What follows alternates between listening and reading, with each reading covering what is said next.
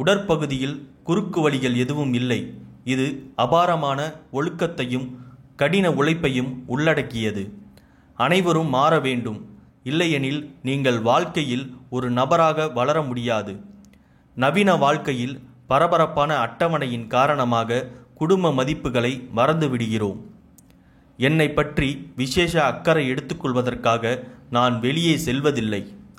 எனது கடைசி படம் வெற்றியடைந்தால் யார் கவலைப்படுகிறார்கள்? நினைவில் கொள்கிறார்கள், நான் கடினமாக உழைக்க வேண்டும். உங்களுக்கு மகிழ்ச்சியான வீடு இருந்தால் எல்லாம் வரிசைப்படுத்தப்படும் நான் நினைக்கிறேன். கல்யாணமான பிறகு நம்ம வீடுதான் நமக்கு முக்கியம். நான் வேலை செய்யாத போது நான் வீட்டில் இருக்கிறேன். நான் என் வீட்டில் நேரத்தை செலவிட விரும்புகிறேன். நான் கடினமாக உழைத்து குழந்தைகளுடன் விடுமுறையை விரும்புகிறேன். அது ஆச்சரியமாக இருக்கிறது. வீடு நன்றாக இருந்தால் எல்லாம் நன்றாக இருக்கும். குழந்தைகளின் ஆசீர்வாதம் மிகவும் சக்தி வாய்ந்தது என்று நான் நம்புகிறேன். என் படம் தோல்வியடைந்தால் அது என் தவறு என்று நான் நம்புகிறேன். அழுத்தம் என்பது எங்கள் வாழ்க்கையின் ஒரு பகுதியாகும்.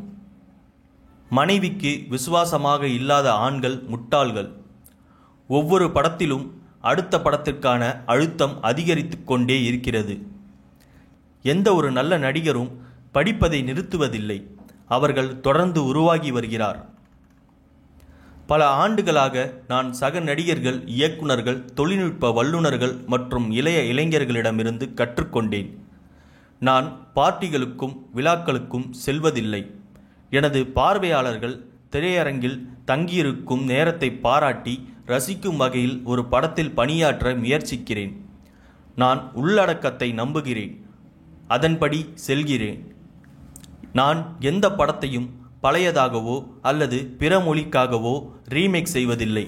உணர்ச்சிகள் உண்மையானதாக இருக்க வேண்டும். நடிப்பு என்று வரக்கூடாது.